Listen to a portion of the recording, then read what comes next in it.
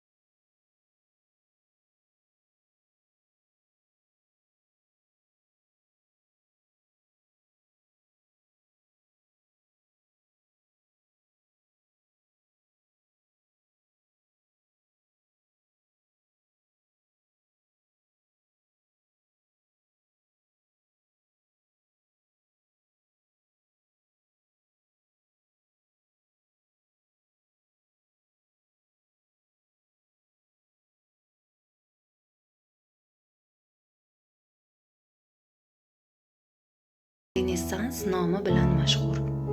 Bu davrga kelib G'arbiy va Markaziy Yevropadagi mamlakatlarda antik san'atni o'rganishga, uning yuksak namunalarini qayta tiklashga bo'lgan harakatlar avj olgan edi.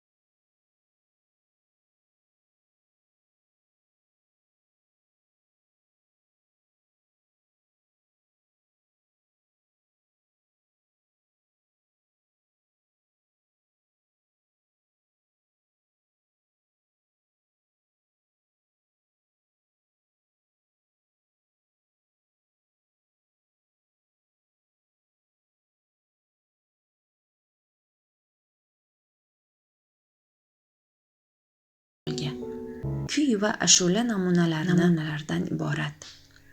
Shu kunga qadar sozanda, hofiz va bastakorlar maqom yo'llarining ko'plab ijroviy to'lqinlarini kashf etdilar. e'tiboringiz uchun tashakkur.